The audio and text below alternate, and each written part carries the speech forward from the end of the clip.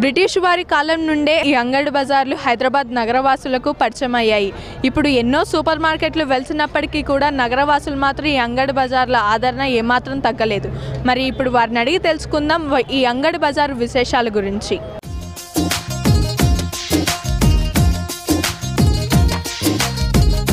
పేద మధ్యతరగతి వారి మల్టీపర్పస్ షాపింగ్ మాల్ సంత.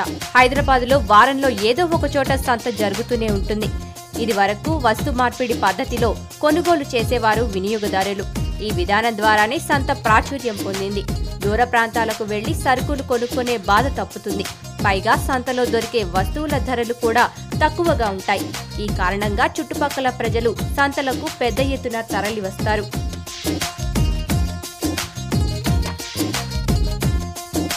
రైతులు తాము పండించిన ధాన్యం, కూరగాయలు, ఆకుకూరలు, పండ్లు, పూలు మొదలైనవి సంతలో అమ్మకానికి తెస్తారు.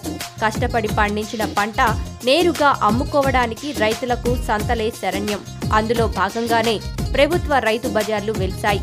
ప్రైవేటుగా సూపర్ మార్కెట్లు వచ్చాయి. అయినా ఈ సంతలకు రాను రాను డిమాండ్ పెరిగిపోతోంది.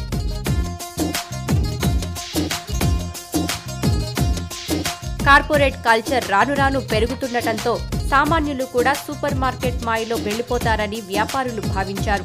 కానీ అంచనాలను తారుమారు చేస్తూ సంతలు ఎక్కడ పడితే అక్కడ, ఎప్పుడు పడితే అప్పుడు చెలరేగిపోతున్నాయి.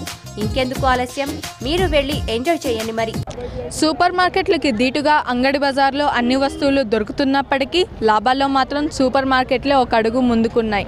ఇప్పటికైనా తెలంగాణ ప్రభుత్వం మేల్కొని సాంప్రదాయక వృత్తులైన ఈ అంగడి బజార్లను ఆదరించాలని వారు కోరుతున్నారు.